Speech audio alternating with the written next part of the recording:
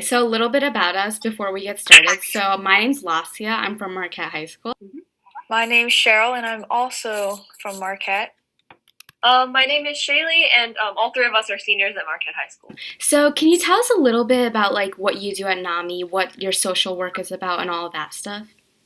Sure. So I am the director of programs at NAMI Saint Louis. I've been with the organization for almost a year. Prior to that, I worked just in the social work field for almost 10 years. But our work, we really focus on providing mental health education, advocacy, and support to family members, those that live with mental illnesses, and then the community at large here in the St. Louis region. So, what are some STL NAMI's like goals and values? Sure. So when it comes to our goals, it's really focusing on advocating for like non-discriminatory access to quality healthcare, housing, education, and employment for people with mental illness, while we're educating the public about mental health conditions, working to eliminate the stigma of mental health conditions, and really focusing on advocating for those that are struggling with a mental health condition, but also their family and friends. All right. And so, like, what are some of the types of services that NAMI offers for those with mental health conditions? We have to provide a variety of services. So when it comes to for those that are actually experiencing a mental health condition, we have a support group specifically. But we really focus on providing mental health education services for family members and friends and the community at large. That's kind of our niche. So we have a couple of different programs that we offer. So we have our family to family class, which is for family members that have a loved one over 18 who is struggling with a mental health condition. We also have our basics class, which is for parents and caregivers that have a child under the age of 19 who is still in school and is struggling with a mental health condition. We provide a program called Crisis Intervention Team Training, which is for local law enforcement and first responders to learn de-escalation skills and how to appropriately respond to a mental health crisis out in the community.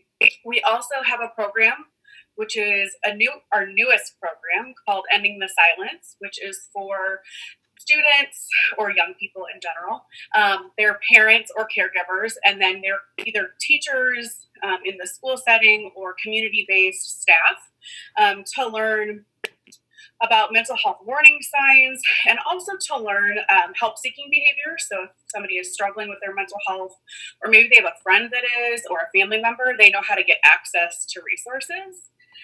So that's kind of our educational side. Then we have our support groups, which I mentioned. We have our connection support group, which is specifically for those living with a mental health condition. We also offer family support groups. And then we have our basics support groups. So basics is much like our basics program. It's for parents and caregivers with children under 19. Our family support groups are for family and friends. And we use friends or family kind of loosely because we know that in our community, family doesn't always mean blood relation. So they can be people that are just important members of someone's life.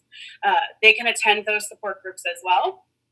And then we also have a partnership with Mercy Hospital where we offer a support group called Finding Help and Hope. And that's specifically for family members that have been affected by suicide. And so the thing that's really interesting about all of our programs, we also have presentations that we offer in the community. One of them is our family and friends presentation, where we're really just teaching the community about basic mental health related issues and how to kind of get initially started in accessing services.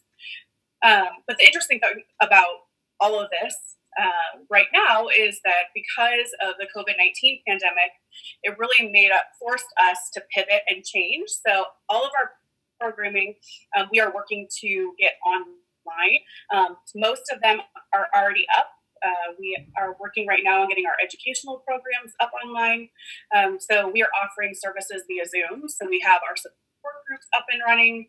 We are offering presentations on Zoom, and we are working on getting our classes up on Zoom as well.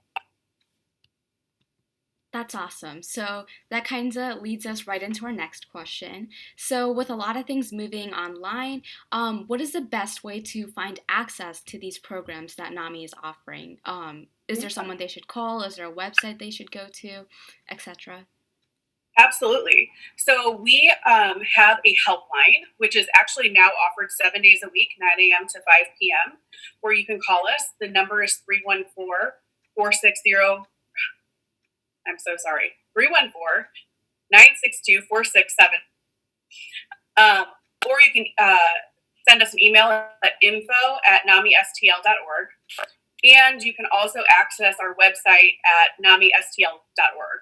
So there is a tab on our website that's called online programming where you can literally go and see everything that we're offering. So with the helpline, what kind of happens after someone calls the helpline? Like, are we connected to a professional, or just what's like the process like? So our helpline, the way it works, it's really like a resource line. So when it comes to like a true mental health crisis, we're going to refer someone to like Behavioral Health Response, which is a local organization that really does crisis response work. But people can call our helpline to get access to different resources, like finding out about a support group, or maybe getting some recommendations for a psychiatrist or a therapist. I'm sorry, my dog might start barking, so I might have to mute myself.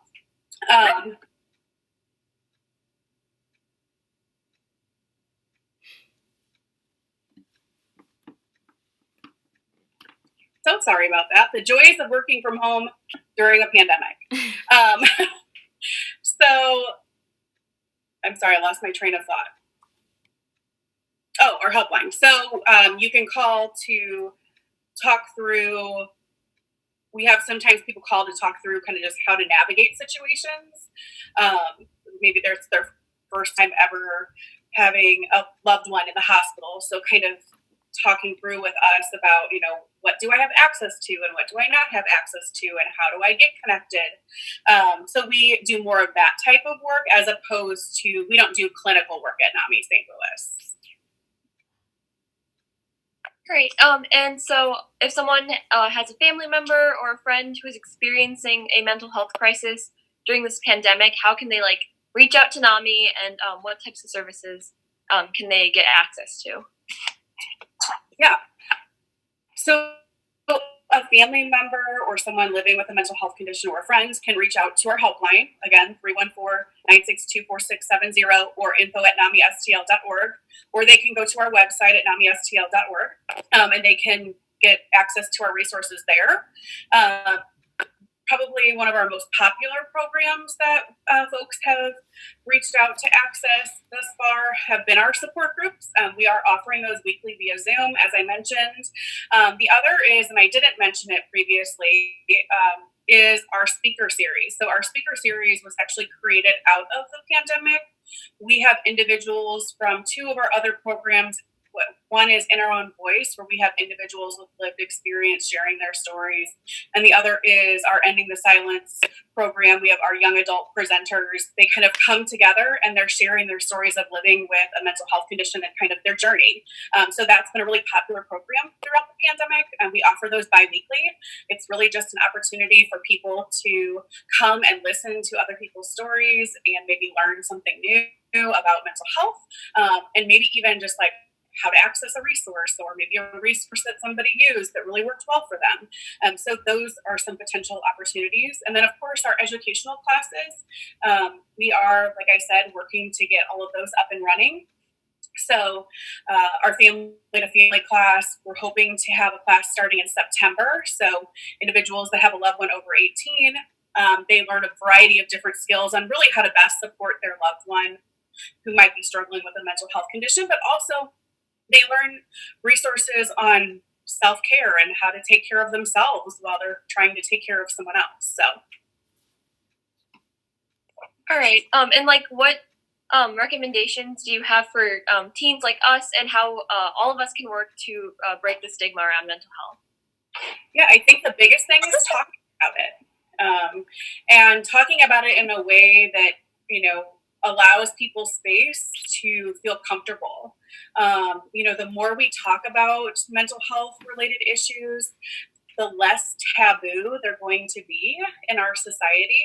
And really, I think being open to the idea that everybody experiences life differently. So, we all have our down moments. It's, we have peaks and valleys, if you will. And some of us, our peaks and our valleys are a little higher and a little lower. And the important piece is we have to have good support systems around us to be able to get through those peaks and valleys.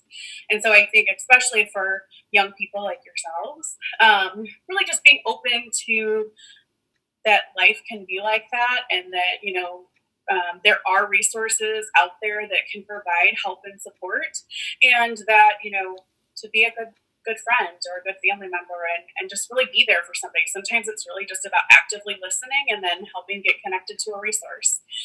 Because none of us can fix everything, and we can't solve all the world's problems, right? But we can lend an ear and a helping hand.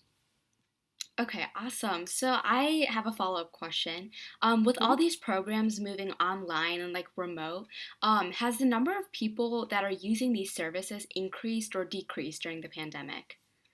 I think that's a really interesting question. I think depending upon the organization and the service offered, it fluctuates. Okay. I think that we are seeing kind of an ebb and flow. We're trying to get to a space where we have, I think, some higher numbers. However, I think the thing that's been really kind of a plus or a silver lining out of this is we've been able to access people that maybe we've never traditionally been able to access, because they weren't comfortable going to an in-person meeting, or they weren't comfortable coming, or they didn't have the opportunity or access to get to where our program was. So I think that's been kind of a blessing throughout all of this, is that we are reaching different folks. And then of course we have our people that kind of always attend our programming, and they have continued to do so, and we're very appreciative of that. But we've definitely been able to reach some new individuals, which has been really great. That's awesome. I think that's all we have for you today. Thank you so much for getting on this call and answering all of our questions. So yeah, Thank you so much. Got a lot more insight into how NAMI exactly operates. So thank you for speaking with us. Of course, and I commend you guys for really kind of getting the word out, especially as young people. I mean, prior to working at NAMI, I worked with young people for the last 10 years, and so you guys hold a very special place in my heart, because I think it really is where breaking down the stigma really starts with you. And so I just so appreciate your willingness to talk about mental health and spread the word. Yeah, that's awesome. Thank you. Of course.